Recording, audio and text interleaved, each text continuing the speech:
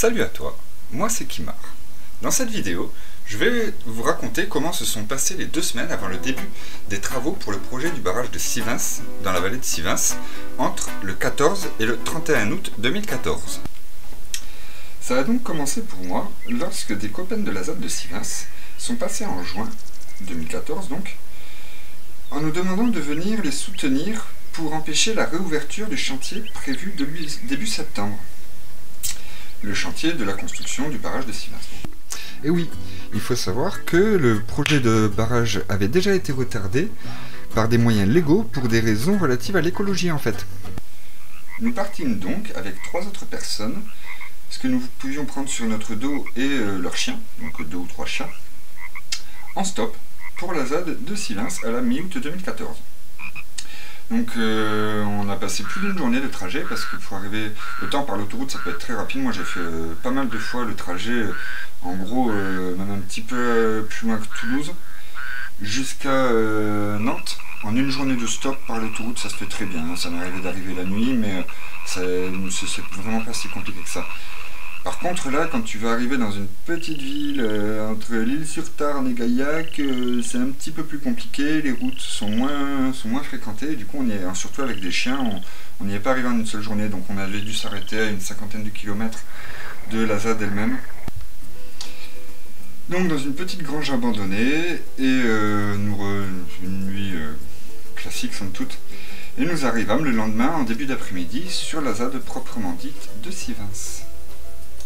Nous sommes donc arrivés avec mes copains sur la crête nord de la vallée de Sivens, dans la forêt, sur un site nommé la maison forestière de Sivens. Doté de quelques tables en bois, il y avait aussi une espèce de grande grange mise au goût du jour pour accueillir les touristes en fait. C'était un lieu de pique-nique pour les touristes, pour ceux qui venaient voir la forêt de Sivens. Il y a eu plusieurs choses qui m'ont immédiatement marqué en arrivant parmi ces zadistes qui étaient déjà là et qui avaient déjà commencé à faire ce qu'ils pouvaient. Donc, ils n'avaient pas eu beaucoup de moyens, ils s'étaient donc fait un petit peu contrôlé par la gendarmerie était déjà présente et contrôlait déjà ce qu'ils faisaient. Et du coup, il y avait les 2 principales choses qui m'ont étonné, c'était l'accueil chaleureux que la quinzaine de zadistes présents nous ont réservé, parce qu'ils étaient contents de voir que leur appel avait fonctionné, même si en fait oui, ils ont dû passer de 5-10 zadistes à une trentaine de zadistes juste avant les affrontements. Donc on n'a pas explosé le chiffre, hein, mais c'est déjà encourageant quand tu passes de 5-10 personnes à une trentaine, c'est quand même déjà un sacré soutien.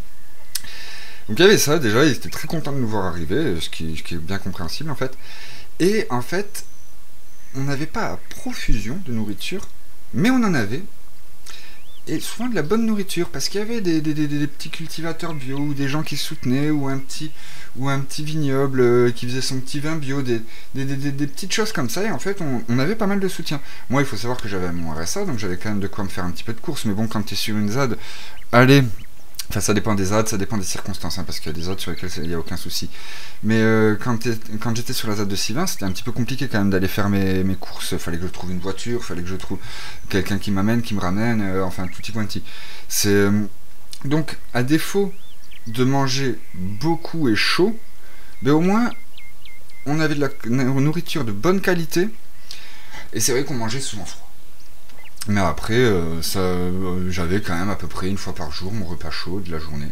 C'est souvent le soir, lorsque j'avais un petit peu de temps pour cuisiner, ou lorsque quelqu'un était motivé pour cuisiner pour tout le monde. Donc pendant qu'on mangeait, on se posait des petites questions quand même. Comment est-ce qu'on va faire pour dormir ce soir? Est-ce que vous avez prévu des choses et tout? Et donc ils nous ont expliqué, les gens qui étaient déjà là, que finalement, ils avaient construit 3 cabanes dans des arbres. Ils avaient mis du temps à les construire parce qu'ils avaient essayé d'être discrets pour ne pas se faire repérer par la gendarmerie et tout ça. Ils étaient restés un peu nombreux, ils ont mis peut-être 1 ou 2 mois à les construire, même voire un petit peu plus. Et ce qui se passe, c'est que les gendarmes sont passés la veille ou l'avant-veille, je ne sais plus, et ont détruit ces cabanes. Il y a eu une erreur, quelqu'un s'est fait repérer par les gendarmes, et lorsqu'il s'est fait repérer par les gendarmes, son premier réflexe a été de courir vers les cabanes. Et c'était une très très mauvais réflexe, très très très mauvais, parce que ben forcément ça va montrer aux gendarmes, ah tiens il y a des cabanes là, ah tiens il y a une cabane là. Donc voilà, si ça vous arrive un jour d'être poursuivi par des gendarmes sur un site écologique, ne foncez pas vers les cabanes qui sont censées rester secrètes. Voilà.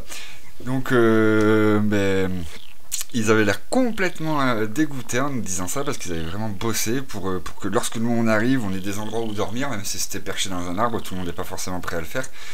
Mais voilà, ils étaient bien dégoûtés.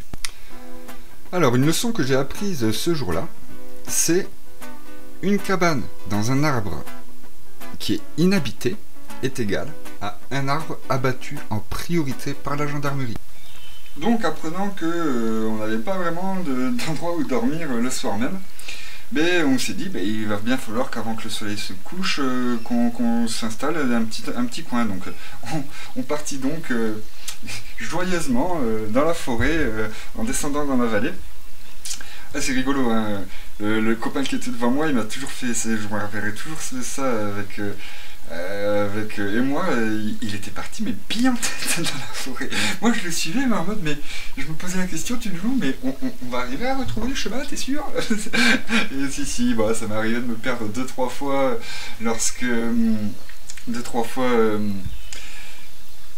à d'autres reprises, lorsque j'ai voulu m'y retourner, mais je me suis pas perdu longtemps et j'ai vite retrouvé le chemin finalement. Mais sur le moment, il m'avait posé un gros questionnement. Donc on arrive, à un moment donné, ça s'aplanit un petit peu. Donc on décide de s'installer là.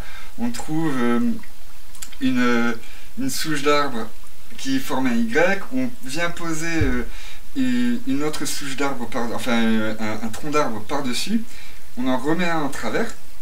Et là, on comble avec des branches et on rajoute du feuillage par-dessus. Et en fait, j'ai dormi là-dedans avant que les gendarmes ne nous pètent ça. J'ai dû y dormir 1 ou 2 semaines, voire un petit peu plus même. Et c'était très marrant, hein. Puis en plus, avec le contact avec les autres, finalement, c'était un des seuls endroits à peu près plats. Il s'avérait que nous, quand on s'est installé, on était les tout premiers à s'installer à cet endroit-là. Et au bout de 2 semaines, il y avait 5-6 tentes autour. Et ce qui se passe, c'est que le lendemain, ou quoi, il y avait un groupe de filles qui s'étaient installées dans une tente à côté. Et moi, avec mes potes, on a l'habitude de galérer. Et même quand on galère, on rigole. C'est notre passe-temps de rigoler presque. On était une joyeuse bande de bras cassés qui essayaient de défendre la forêt. Donc au moins, on rigole.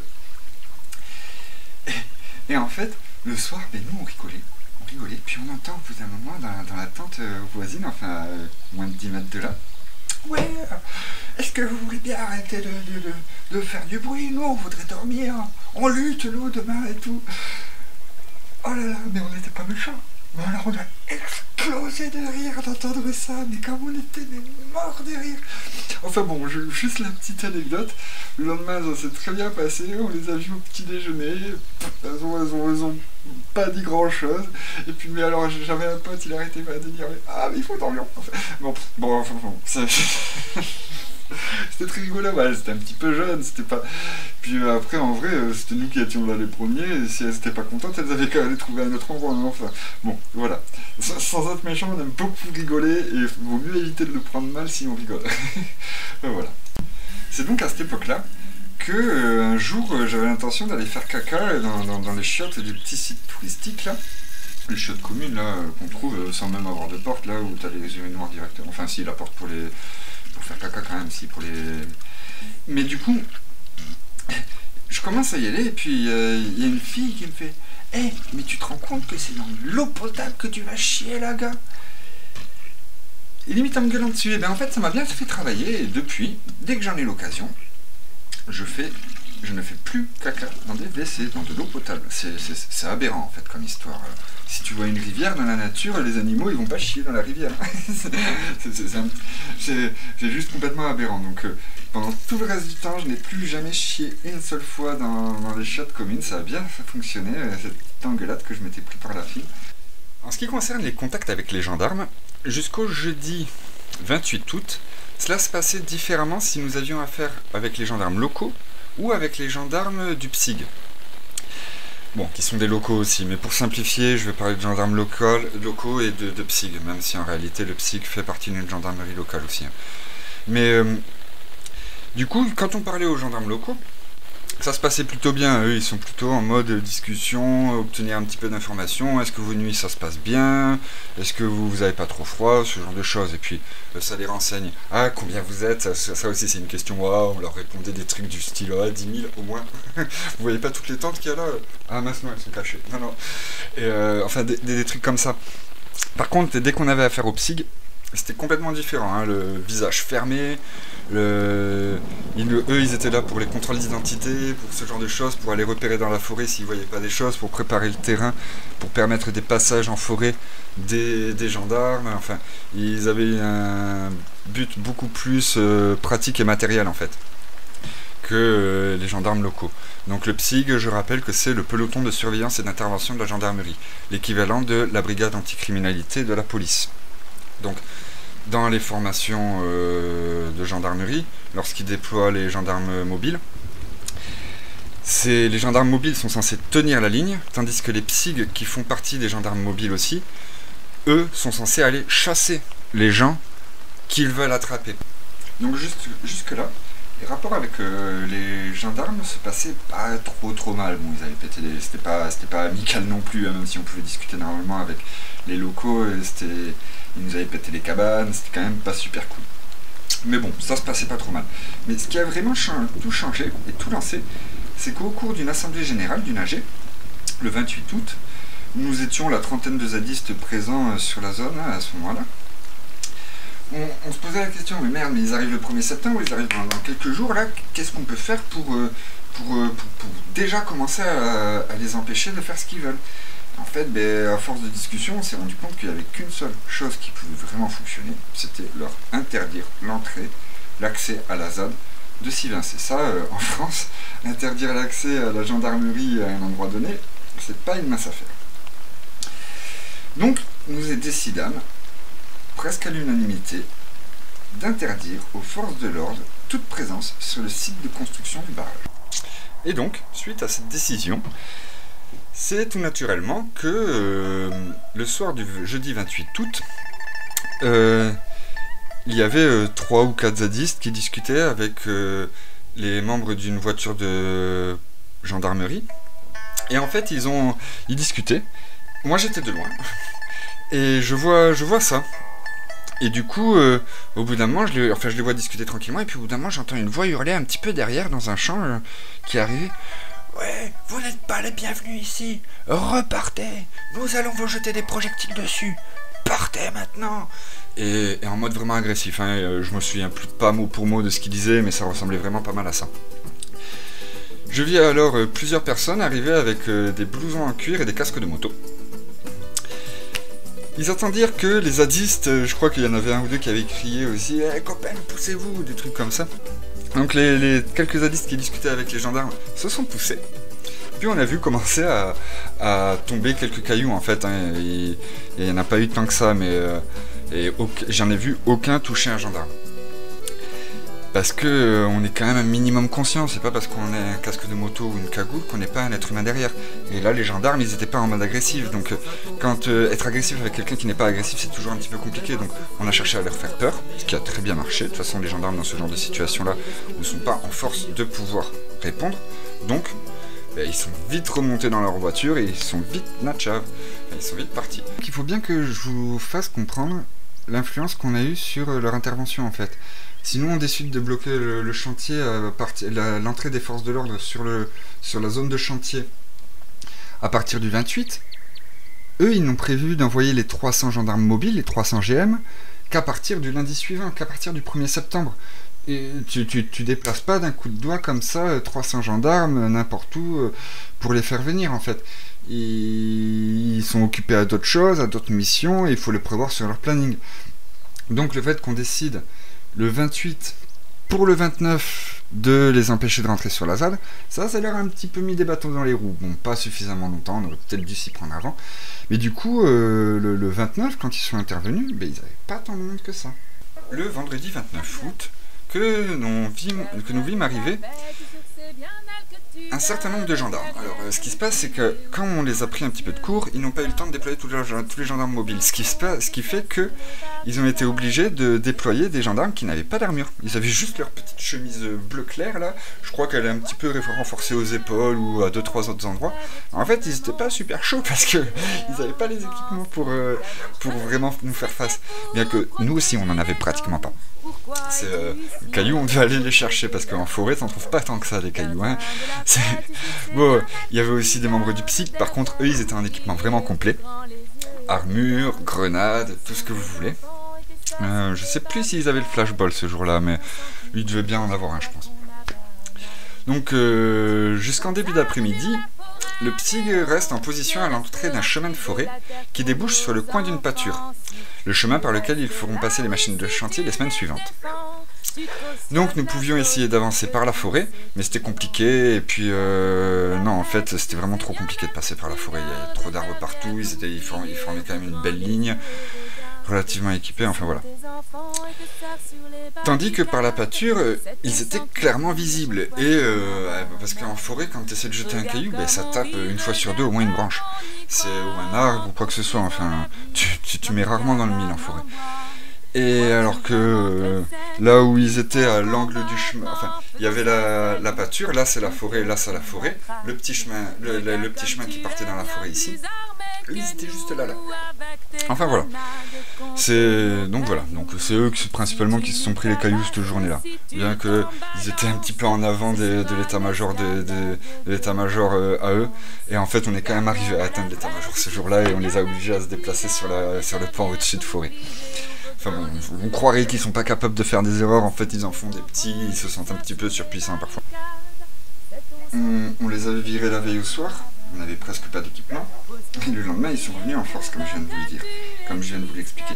Le truc c'est que nous on n'avait rien en fait, il y avait quelques équipements qui traînaient, mais c'était vraiment vague, enfin il y avait 2-3 boucliers, moi je m'en suis même pas servi, on était vraiment à l'arrache. Ce qui se passe c'est que donc d'un côté, il y avait l'endroit où il voulait préparer l'arrivée des engins de chantier. Mais ce qui se passe, c'est que la vallée, elle a deux entrées. Elle a une petite entrée en haut de la vallée et le gros en bas, là où devait être construit le barrage. Donc nous, on était surtout au niveau du barrage.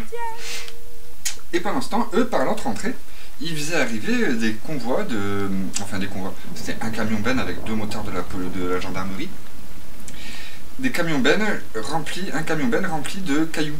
Alors le truc c'est qu'ils voulaient poser une base logistique pour la construction du chantier, enfin pour le chantier. Et pour toute construction de base logistique, il faut des fondations un minimum stables. Et du coup ils ramènent plein de grosses caillasses, des jolis cailloux. Hein. Et donc on a dû l'arrêter. On a stoppé ça, et ce qui se passe, c'est qu'on l'a stoppé qu'au bout de 3 ou 4 déversements de cailloux sur une pâture, là, qui était en bord de route du fond de la vallée de Sivens. Et donc, on les a arrêtés. Et ce qui se passe, c'est que là où ils devaient construire le barrage, donc là où on était en face des gendarmes, ben, on n'avait presque rien. Et quand on y était, on se posait la question, bon ben on est bien là, on fait figuration en fait, c'est tout.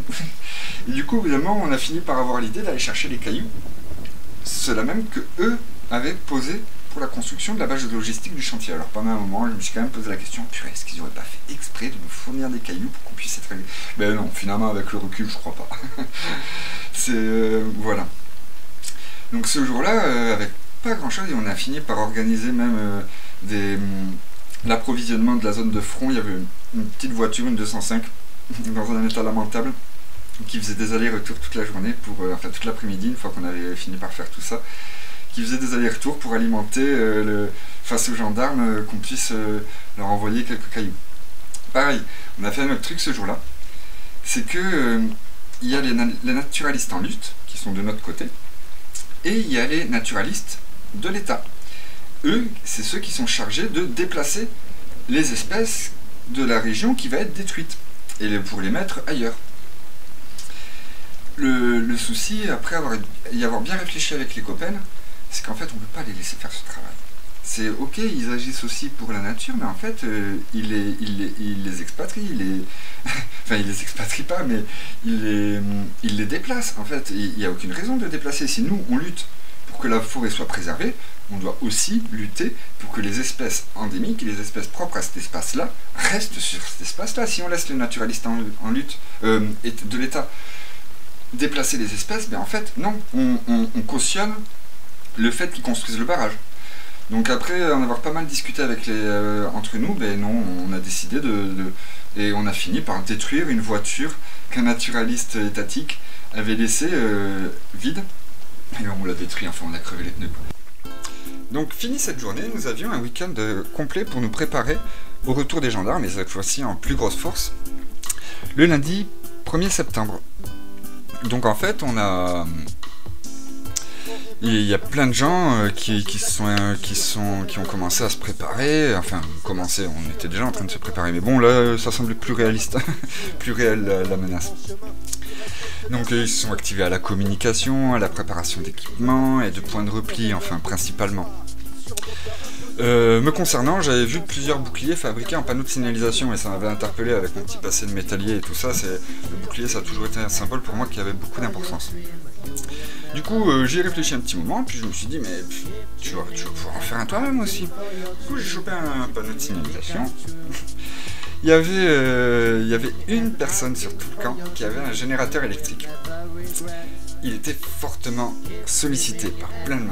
Cette personne qui le possédait était tellement sollicitée qu'au final, elle ne le prêtait à personne. C'est parce que c'était son gasoil, parce que c'était ci, parce que c'était ça. Enfin, au final, je comprends son attitude. Même si elle pourrait être critiquable, je la comprends complètement, son attitude. Donc moi, j'ai même pas essayé de lui demander. Enfin, il me semble. Et je me suis trouvé un burin que les Allemands avaient dû laisser en repartant, et un marteau de charpentier, là, un marteau arrache-clou, pas du tout adapté à ce que je voulais faire, mais bon, c'est pas grave. J'ai chopé mon panneau, et je me suis dit, bon, mais t'as besoin de faire quoi ? 4 trous pour pouvoir passer un trou là, un trou là, un trou là, un trou là, pour pouvoir le tenir, quoi, en fait, juste. Tu passes la sangle après. Et du coup, j'ai tapé comme un bourrin sur mon burin, faire les 4 trous. Ils étaient dégueulasses. Depuis, je me suis bien amélioré dans la réalisation des boucliers. C'est beaucoup plus procédural maintenant, ma façon de les fabriquer. Mais alors, mon premier, il était tout simple. Il y avait juste 4 trous. J'ai passé 2 chambres à air et c'était tout. Et j'en aurai toujours un souvenir très ému de ce bouclier-là, parce que même s'il était très simple, même si c'était mon plus basique de tous, ben en fait, il m'a beaucoup servi et ça a été mon premier. Donc, il avait vraiment beaucoup d'importance pour moi. Bon, ben voilà pour cette petite vidéo. J'ai mis pas mal de temps à la réaliser, j'ai eu pas mal de petits soucis, j'avais réalisé un premier rush complètement merdique, inexploitable, je faisais que me répéter, que dire tout le temps les mêmes mots, du coup, enfin, que des erreurs comme ça. Je l'avais effacé, j'ai fait tomber mon micro par terre, j'ai refait un rush avant de m'apercevoir que mon micro était foutu. J'ai voulu racheter un micro, j'en ai racheté un, il m'est arrivé des petites couilles avec ce micro-là, j'ai rien pu enregistrer, donc j'ai dû racheter un micro encore, celui-là, qui fonctionne très bien.